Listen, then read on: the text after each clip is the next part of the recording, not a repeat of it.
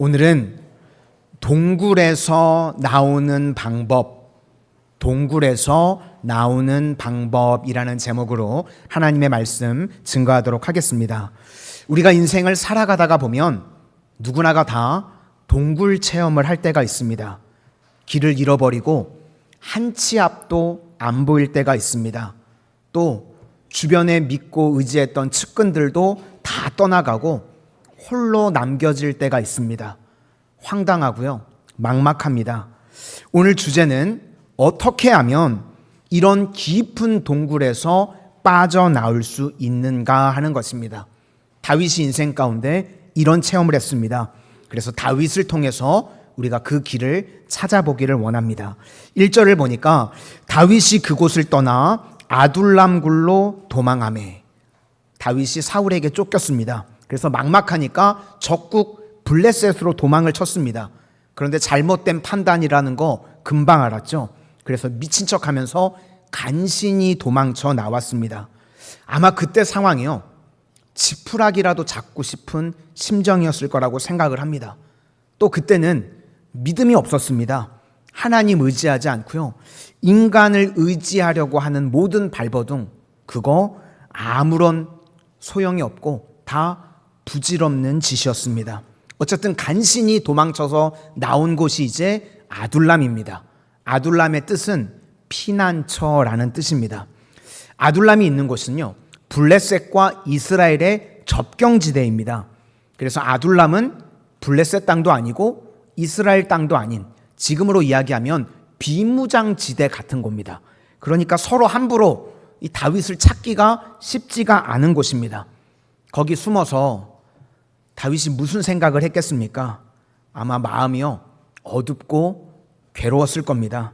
그리고 자기 자신에 대해서 많이 실망했겠죠. 내가 골리앗을 물리쳤던 장군은 맞나?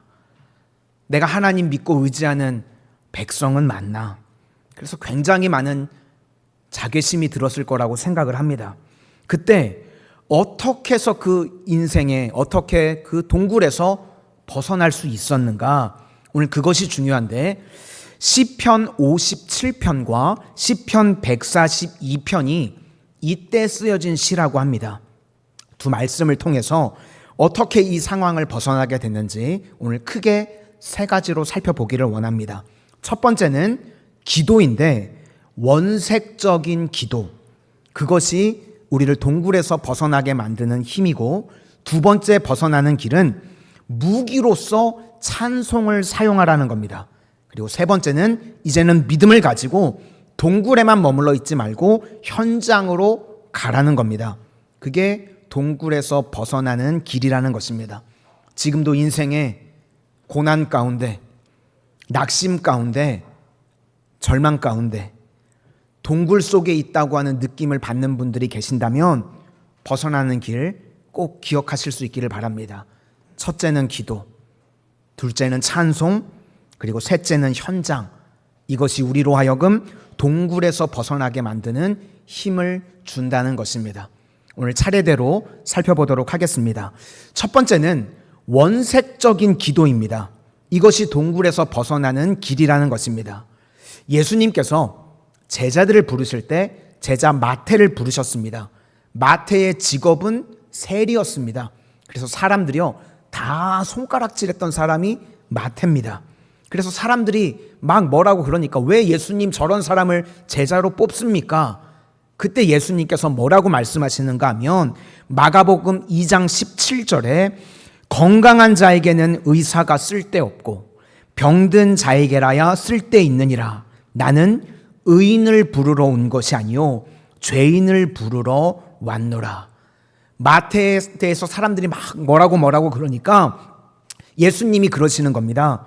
마태를 내가 왜 제자로 불렀는가 하면, 마태는 죄인 의식이 있고 병자 의식이 있어.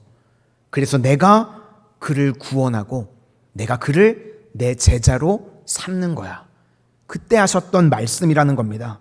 우리가 정직이 무엇인가 하면, 나는 부족하고 약합니다. 주님, 나는 죄인입니다. 불쌍히 여겨 주십시오. 병들었습니다. 아픕니다. 고쳐주십시오. 이게 정직입니다. 그래서 정직과 연결된 단어는요, 겸손입니다. 우리는 나를 낮추는 게 겸손이 아니라 정직해지는 것, 있는 모습 그대로 나가는 거, 그것이 겸손입니다. 그래서 우리가 기도를 할 때요, 정직한 기도가 돼야 되고 겸손한 기도를 하는 것, 그게 바로 원색적인 기도라는 겁니다. 다윗이 아둘람 굴에서요 기도했습니다. 시편 142편인데 표제어를 보니까 다윗이 굴에 있을 때에 지은 마스길, 곧 기도. 되게 솔직하고요, 정직한 기도를 합니다. 그래서 원색적인 기도라고 이야기를 합니다. 우리가 기도를 할 때요, 기도를 어렵게 생각들을 하는 것 같습니다. 그래서 미사오구를 써서 근사하게 하고 듣기 좋은 소리만 하는 거, 그게 기도가 아닙니다. 그냥 내 있는 모습 그대로 하나님 앞에 나아가는 거, 쏟아놓는 거, 그것이 기도입니다. 오늘 불렀던 찬송가 539장, 너 예수께 조용히 나가 내 모든 짐 내려놓고 주 예수께 나가 내 마음을 쏟아놓으라. 대표적으로 한나가 그랬죠. 하나님 앞에 마음에 있는 걸 다 쏟아내니까요, 얼핏 제사장이 보고 아마 술 취했는 줄 알았던 것 같습니다. 그랬더니 한나가 아닙니다. 내 마음을 하나님 앞에 그대로 토로하는 겁니다. 정직하게 나간다는 겁니다. 그래서 기도는요, 사실은 우리가 배울 것도 없습니다. 내 마음 그대로를 하나님 앞에 묘사하는 겁니다. 주님, 제가 지금 너무 힘듭니다. 한나 같으면 아들이 없어요. 어려움 당합니다. 하나님, 아들 주세요. 그게 기도입니다. 병드신 분들 계십니까? 하나님, 제가 암에 걸렸습니다. 고쳐주세요. 그게 기도입니다. 재정적으로 어려운 분들 계십니까? 하나님, 너무 가난합니다. 힘듭니다. 돈 좀 주세요. 그게 기도입니다. 예수님도요, 겟셋마네 동산에서 기도, 인간적으로 너무 괴로우셨던 것 같습니다. 할 수만 있으면 이 잔을 내게서 옮겨 주십시오.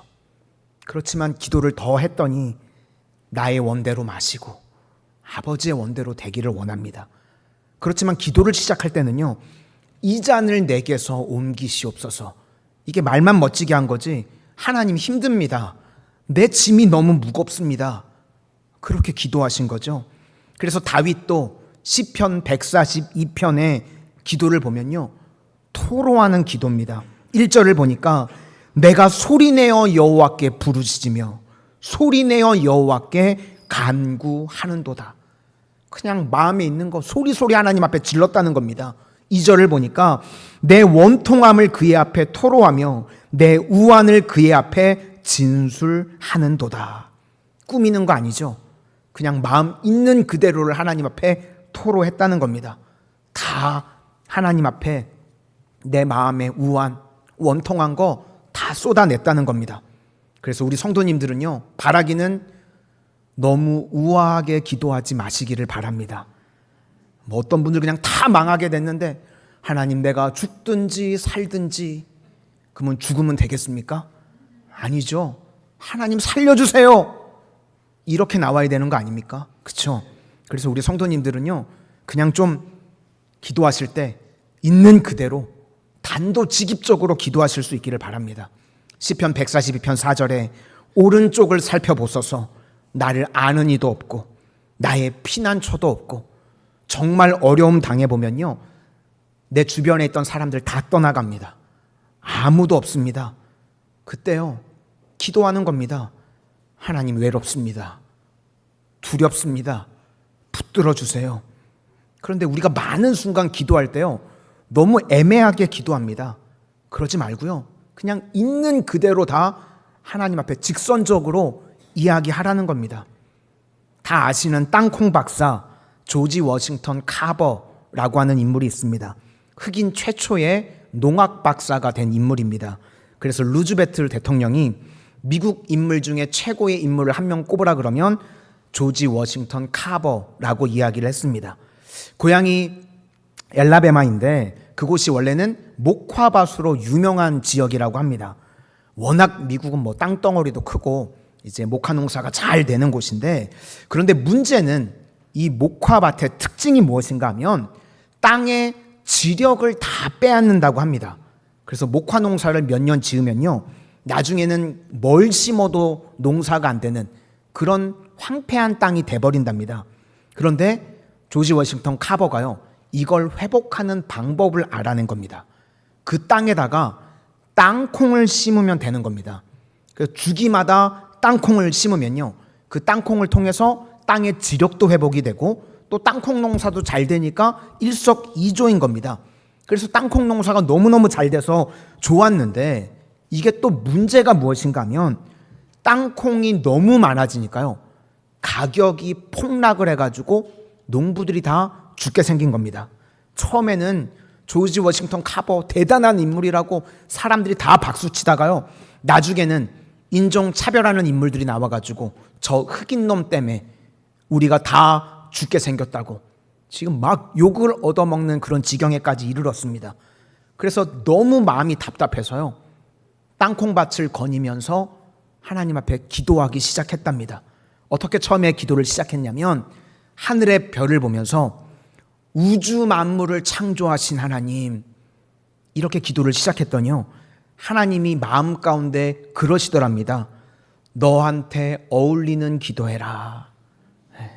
뭐 거창하게 우주 만물 찾지 말고 너한테 어울리는 기도해라.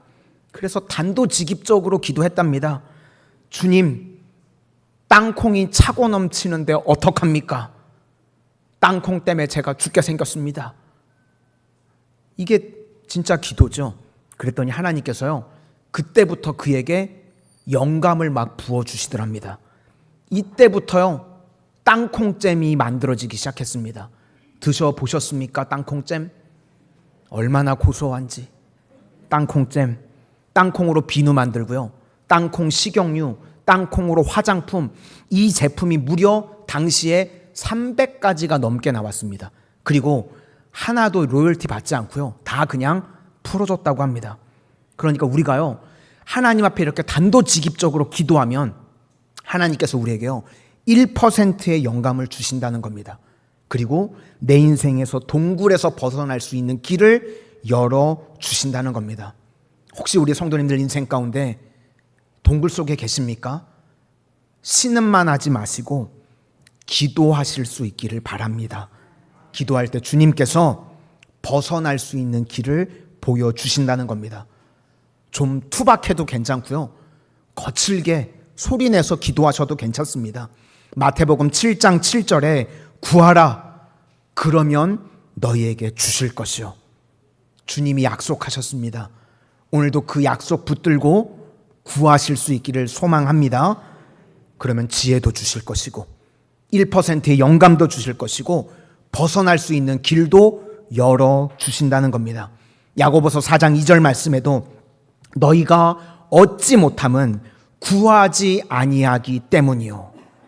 기도 안 하면서 뭘 얻으려고 하면 안 되고요, 우리가 굴 속에서 해야 될 일이 무엇인가? 기도해야 된다는 겁니다. 기도할 때 주님이 길을 열어주십니다. 우리 성도님들 기도로 깊은 동굴에서 빠져나오는 체험이 있는 인생들이 다 되시기를 주님의 이름으로 축원합니다. 두 번째로, 동굴에서 벗어나는 무기로 찬양을 사용하라는 겁니다. 찬송에 관한 거는 시편 57편에 나오는 이야기인데, 다윗이요 동굴에서 벗어나서 찬송을 했나요? 아니면 벗어나기 위해서 찬송을 했나요? 후자입니다. 벗어나기 위해서 찬송을 했습니다. 그런데 우리는 많은 순간 찬송을 언제 하는가? 벗어나서 찬송을 합니다. 그러니까 찬송이 결국 이 결과에 대한 반응일 때가 많이 있습니다. 하나님이 나를 건져주셔서 또 회복시켜 주셔서 동굴에 나오게 해주셔서 감사합니다 라고 찬송을 합니다. 물론 이것도 나쁜 건 아닙니다. 그런데 우리는요 감사 찬송만 있는 것이 아니라 동굴 속에 있을 때 먼저 찬송하라는 겁니다. 동굴 속에 있을 때 찬송하면요, 벗어나게 됩니다. 그래서 내 인생의 찬송을 무기로 사용하라는 겁니다. 이런 비슷한 케이스가 사도행전에 나오죠. 사도 바울이 빌립보 감옥에 갇혔을 때 사도행전 16장 25절 말씀에 한밤중에 바울과 실라가 기도하고 하나님을 찬송하며 죄수들이 듣더라. 이때 갑자기 큰 지진이 나서 옥토가 움직이고 문이 곧 다 열리며 모든 사람의 매인 것이 다 벗어진지라. 언제 찬송했습니까? 동굴 감옥에 갇혀 있을 때 기도하고 찬송했더니 옥문이 열려진 줄로 믿습니다. 그래서 동굴에서 벗어나는 사람들은요, 동굴에서 찬송하는 사람들인데 벗어나지 못하는 사람들을 보면요, 맨날 그럽니다. 이 동굴에서 벗어나야 찬송을 하지. 그래서 동굴에서 원망하고 탄식하고, 그러니까 문제가 되는 것입니다. 그래서 우리 성도님들은 순서를 바꾸실 수 있기를 바랍니다. 찬송부터 하는 겁니다. 그러면 고난에서 벗어나게 된다는 것입니다. 시편 57편, 이때 불렀던 다윗의 찬송, 우리가 잘 아는 내용들입니다. 내 마음이 확정되었고 내 마음이 확정되었사오니 내가 노래하고 찬송하리이다. 고난의 동굴 가운데서 내 마음이 확정되었고 확정되었사오니 내가 주님을 노래하고 찬송하겠습니다. 또 내 영광아 깰지어다, 비파야 수금아 깰지어다, 내가 새벽을 깨우리로다. 새벽이 와서 찬송한 게 아닙니다. 인생의 한밤중에 새벽이 안 오니까요, 새벽을 깨우겠다는 겁니다. 그러니까 언제 찬송했는가? 한밤중에 찬송했다는 겁니다. 혹시 지금도 동굴 가운데 계시는 성도님들이 계십니까? 그러면 기도하고 찬송하실 수 있기를 소망합니다. 그러면 반드시 주님께서요, 일으켜 주신다는 겁니다. 세 번째로, 동굴에서 벗어나는 길은요, 믿음을 가지고 이제는 현장으로 가라는 겁니다. 골리앗과 싸워서 승리했던 이유도 다윗이 믿음 가지고 현장으로 갔기 때문에 승리한 겁니다. 마가복음 16장 20절 말씀에 제자들이 나가 두루 전파할세 주께서 함께 역사하사. 나가서 전파할 때 주께서 역사해 주셨다는 겁니다. 그래서 우리도요, 현장에서 함께 하시는 그 주님의 능력을 붙들 줄 알아야 된다는 겁니다. 오늘 본문 5절에 갓 선지자가 다윗에게 찾아와서 이야기합니다. 요새에 있지 말고 떠나 유다 땅으로 들어가라. 하나님 의지했으면 이제 현장으로 가서 부딪히라는 겁니다. 아둘람은 중립지대인데 이제 다시 유다 땅으로 들어가라. 사울 왕이 여전히 죽이려고 하지만 현장에 들어가면 주님이 나와 함께 하실 것이고 나를 붙들어 주실 것이다. 우리가 영적 침체에 빠지게 되면 특징이 무엇인가 하면요, 집에서 안 나가려고 그럽니다. 문 밖을 나갈 힘도 없죠. 그때 믿음 가지고요, 뛰쳐 나와야 된다는 겁니다. 저는 코로나 이후에 우리 한국교회에 준 최고의 시험이 무엇인가 하면 온라인 예배라고 생각을 합니다. 현장에 나와서 예배하고 기도해야 되는데요, 집에만 처박혀서 예배드리면 예배가 안 됩니다. 저도 왕년에 코로나 걸려서 집에서 예배 드려봤거든요. 제가 언제 말씀드렸던 것 같은데 첫 주일날 양복 입고 넥타이 매고 예배 드렸습니다. 집에서. 둘째 날 편한 티셔츠 입게 되더라고요.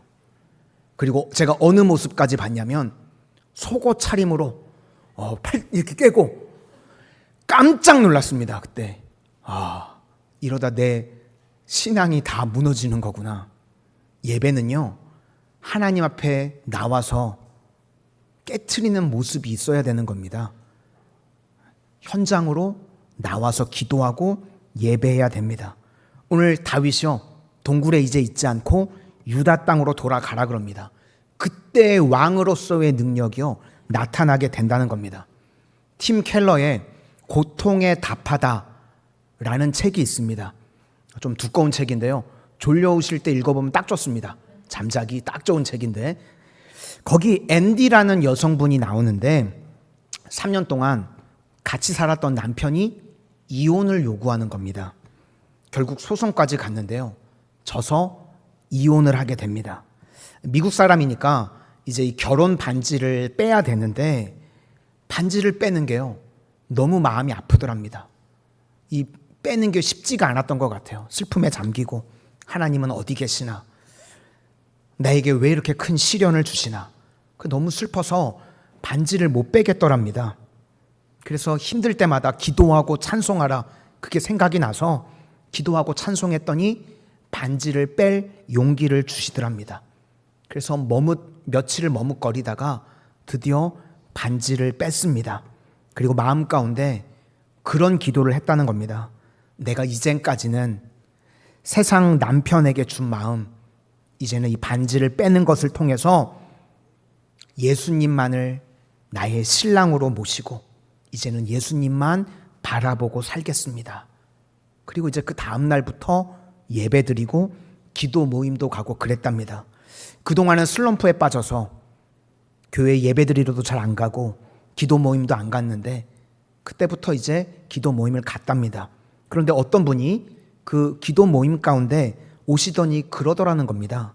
내가 어제 기도 가운데 하나님께서 나에게 그런 감동을 줬다고, 앤디에게 이 반지 전해주라고. 그러면서 꽤 비싼 반지를 주더랍니다. 하나님께서 나에게 감동을 주셨는데 어젯밤 기도 중에 예수님이 이 반지 앤디 너에게 주라고 그랬어. 그리고 예수님이 이 말 꼭 전해주래. 너를 사랑한다고.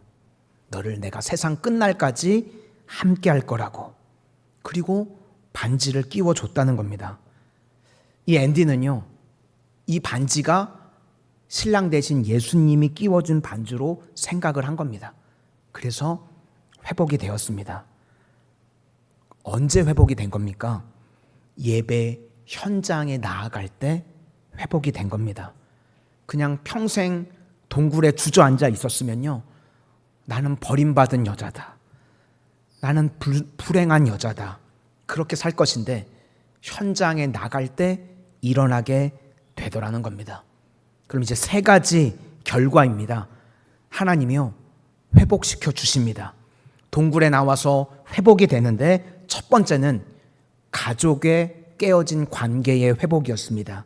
1절 하반절을 보니까 그의 형제와 아버지의 온 집이 듣고 그리로 내려가서 그에게 이르렀고. 생각보다 다윗 집안이요, 콩가루 집안입니다. 다 아시죠?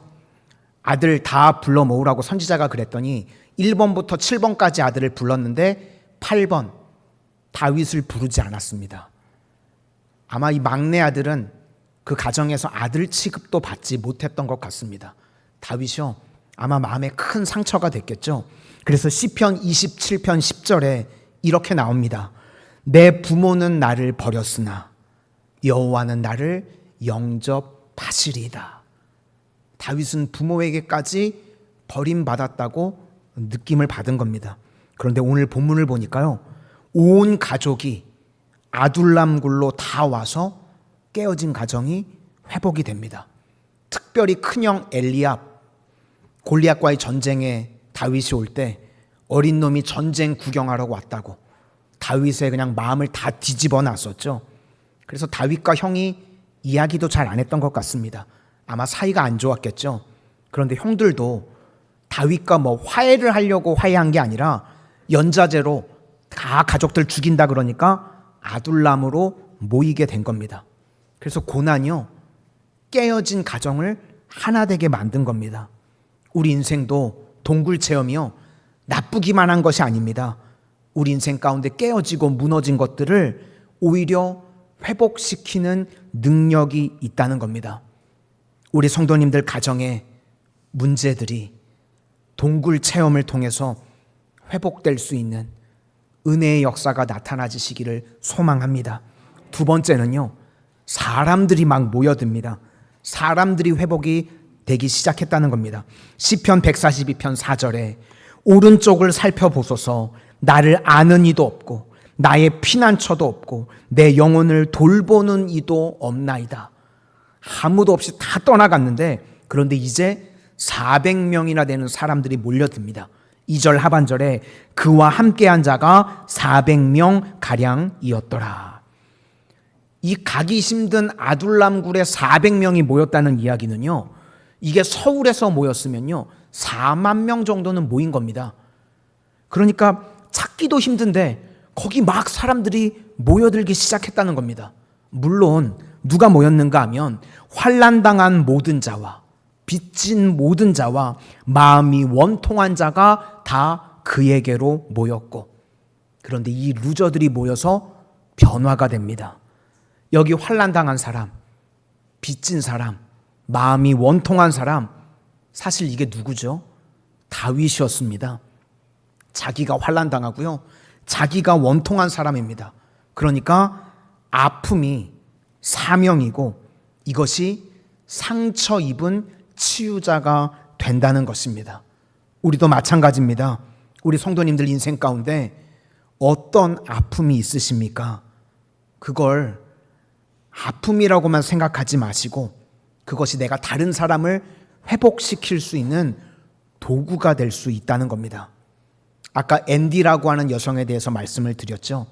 이 앤디가 회복되고 난 이후에요, 자기같이 상처 입은 여성들을 회복시키는 전문 사역자가 되었습니다. 그러니까 아픔은요 동시에 사명이라는 겁니다. 우리 성도님들은 다 상처 입은 치유자가 되는 축복의 인생들이 되시기를 바랍니다. 동굴에 나와서 이제 회복만 되면 일을 하시는 분들은요 회원분들이 막 모여들게 될 거고, 사업을 하시는 분들은 고객과 돈들이 막 모여들게 될 것이고, 우리 교회 같으면 구원받는 사람들이 모여드는 그런 일들이 벌어지게 될 것입니다. 다 동굴에 나와서 하나님께서 주시는 회복을 체험하는 복된 인생들이 되시기를 소망합니다. 마지막 세 번째 회복은 무엇인가 하면 능력의 회복이라는 것입니다. 여기 모였던 사람들 하나같이 약한 사람들입니다. 환난당하고 빚지고 원통하고. 그런데 이스라엘의 역사를 보니까요, 여기서 기라성 같은 장군들이 다 나왔습니다. 우리도 내 모습을 보면 약하고 부족하고 병들고 그런 사람들입니다. 그런데 하나님의 은혜가 임하면 역전되고 일어나게 되는 줄로 믿습니다. 요즘 명문고등학교 그러는데 전국에서 공부 잘하는 중학생들 다 모여가지고 가는 학교를 무슨 과학고 혹은 무슨 국제학교 그럽니다. 그런데 공부 잘하는 학생들 모아놓고 좋은 학교 보내는 거, 그건 사실 명문 아닙니다. 진짜 명문이라고 그러면요, 중간 이하의 학생들을 잘 보내는 거, 그게 진짜 명문이죠. 교회가 그런 곳입니다. 세상에서 잘 나가는 사람들 모여가지고 잘하게 만드는 거, 그거 아닙니다. 여기 보니까 환난당한 사람, 빚진 사람, 원통한 사람, 다 평균 이하의 사람들이 모였습니다. 교회가 그런 곳입니다. 죄인들, 병자들이 모이는 곳입니다. 그런데 그들이요 장군이 되고 승리자 되게 만드는 곳, 그게 교회입니다. 우리 성도님들 절대로 인생의 동굴 가운데 있다고 낙심하지 마시기를 바랍니다. 주님이 붙들어 주시면, 주님이 은혜 주시면 역전되고 일어나게 되는 줄로 믿습니다. 똑같은 말씀이요, 고린도전서 1장 26절에 이렇게 나옵니다. 너희를 부르심을 보라.